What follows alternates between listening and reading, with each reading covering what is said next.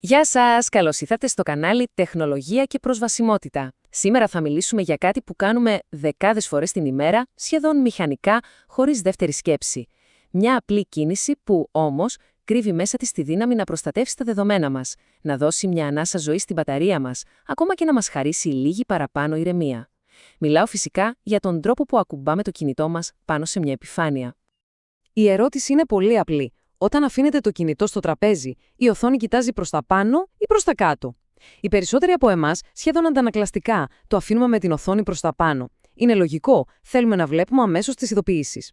Τι θα γινόταν όμως αν αυτή η τόσο συνηθισμένη κίνηση έκρυβε κινδύνους και μας θερούσε ωφέλη που δεν είχαμε καν φανταστεί? Ναι, αυτή η φαινομενικά ασήμαντη συνήθεια έχει άμεσο αντίκτυπο σε 3 τομείς που μας αφορούν όλους. Την ασφάλεια των προσωπικών μας δεδομένων, την καλή υγεία της ίδιας της συσκευής και, φυσικά, τη δική μας ψυχική ηρεμία. Το να τοποθετούμε το κινητό με την οθόνη προς τα κάτω δεν είναι απλώς μια ιδιοτροπία. Είναι, στην πραγματικότητα, μια μικρή στρατηγική επιλογή. Πάμε λοιπόν να το δούμε αναλυτικά και θα ξεκινήσουμε από το πιο κρίσιμο ίσως κομμάτι, την ψηφιακή μας ασπίδα, την προστασία της ιδιωτικότητάς μας. Κοιτάξτε, η διαφορά είναι πραγματικά η μέρα με τη νύχτα. Με την οθόνη προς τα πάνω, είναι σαν να έχετε μια ανοιχτή ατζέντα πάνω στο τραπέζι της καφετέριας. Κάθε μήνυμα, κάθε email, κάθε κωδικός επιβεβαίωσης από την τράπεζα, όλα είναι εκεί, σε κοινή θέα για οποιοδήποτε αδιάκριτο βλέμμα. Τώρα, με μια απλή κίνηση, γυρνώντας το ανάποδα, μπαμ! Δημιουργούμε αμέσως μια φυσική ασπίδα που κρατάει τα πάντα ιδιωτικά. Με αυτόν τον τρόπο αποφεύγουμε κάτι που οι ειδικοί ονομάζουν shoulder surfing. Ξέρετε, αυτή την κλεφτή ματιά που ρίχνει κάποιος πάνω από τον ώμο μας. Και πιστέψτε με, συμβαίνει πολύ πιο συχνά από όσο νομίζουμε. Είτε είμαστε στο μετρό, είτε στο γραφείο. Με την οθόνη κάτω, τα προσωπικά μηνύματα και οι ευαίσθητοι κωδικοί μιας χρήσης μένουν εκεί που πρέπει, κρυμμένοι και ασφαλείς. Και υπάρχει και μια άλλη, πολύ σημαντική πτυχή που αφορά την προσβασιμότητα. Υπάρχουν αυτές οι εκπληκτικές τεχνολογίες, το voice-over στα iPhone και το talkback στα Android. Τι κάνουν? Ουσιαστικά εκφωνούν ό,τι υπάρχει στην οθόνη, δίνοντας έτσι τη δυνατότητα σε ανθρώπους με προβλήματα όρασης να χρησιμοποιούν το κινητό τους πλήρως.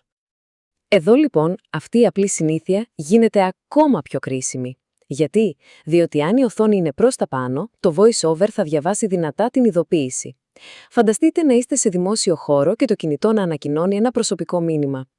Γυρίζοντας όμως την οθόνη κάτω, το λειτουργικό σύστημα το καταλαβαίνει και δεν εκφωνεί αυτόματα την ειδοποίηση.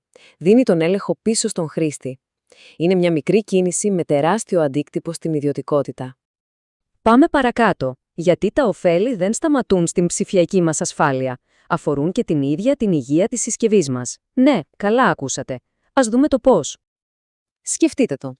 Κάθε ειδοποίηση, κάθε like, κάθε email. Η οθόνη ανάβει. Μπορεί να φαίνεται ασήμαντο, αλλά αν τα θρήσετε όλα αυτά μέσα σε μια μέρα, μιλάμε για έναν από τους μεγαλύτερους κλέφτες της μπαταρίας μας. Το ωραίο είναι ότι πολλά σύγχρονα κινητά, όταν τα γυρίσετε ανάποδα, είναι αρκετά έξυπνα για να το καταλάβουν και απλά δεν ανάβουν την οθόνη. Τόσο απλά κερδίζουμε πολύτιμη ενέργεια. Και δεν μιλάμε για αμεληταία ποσά. Η διαφορά, όπως φαίνεται και εδώ, μπορεί να είναι αισθητή. Είναι αυτή ακριβώς η έξτρα διάρκεια που όλοι ψάχνουμε στο τέλος μιας κουραστικής ημέρας, όταν η ένδειξη της μπαταρίας αρχίζει και κοκκινίζει επικίνδυνα.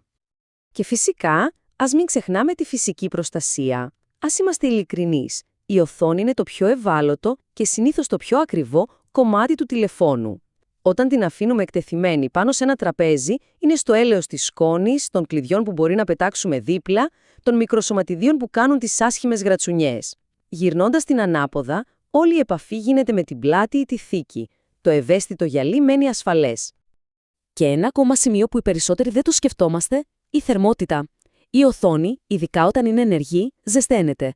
Όταν είναι στραμμένη προς τα πάνω, αυτή η θερμότητα ουσιαστικά παγιδεύεται κάτω από τη συσκευή.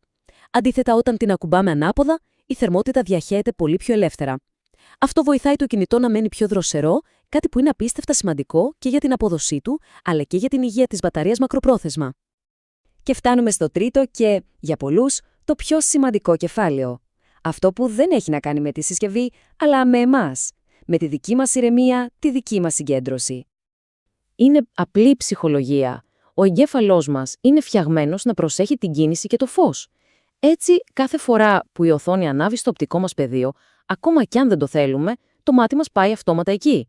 Και τι κάνει αυτό? Σπάει τη συγκέντρωσή μας. Διακόπτει τη σκέψη, τη συζήτηση, τη δουλειά. Με την οθόνη κάτω, αυτός ο συνεχής οπτικός περισπασμός απλά δεν υπάρχει. Και ποιο είναι το αποτέλεσμα? Είμαστε πιο παραγωγικοί στη δουλειά, μπορούμε να μελετήσουμε με μεγαλύτερη εστίαση και το κυριότερο, μπορούμε να έχουμε μια πραγματική, ουσιαστική συζήτηση με τον άνθρωπο απέναντί μας, χωρίς το βλέμμα μας να πετάγεται συνέχεια στο κινητό. Ουσιαστικά, παίρνουμε πίσω τον έλεγχο της προσοχής μας. Και να μην ξεχάσουμε τα τυχαία αγγίγματα. Σε όλους έχει συμβεί, έτσι δεν είναι? Να πέσει κάτι πάνω στην οθόνη και ξαφνικά να καλούμε κάποιον κατά λάθος ή να ανοίγει μια εφαρμογή χωρίς να το θέλουμε. Με την οθόνη προς τα πάνω, αυτός ο κίνδυνος είναι πάντα εκεί. Με την οθόνη κάτω, το πρόβλημα πρακτικά εξαφανίζεται. Τόσο απλά. Λοιπόν, για να τα μαζέψουμε όλα. Είναι πραγματικά εντυπωσιακό πως μια τόσο μικρή, σχεδόν ασήμαντη αλλαγή συνήθειας μπορεί να έχει τόσα πολλά και διαφορετικά ωφέλη. Για να συνοψίσουμε λοιπόν, με μία μόνο κίνηση. 1. Προστατεύουμε τα προσωπικά μας δεδομένα από αδιάκριτα βλέμματα. 2. Δίνουμε μια πολύτιμη ανάσα στην μπαταρία μας. 3. Γλιτώνουμε την οθόνη από φθορές και γρατσουνιές.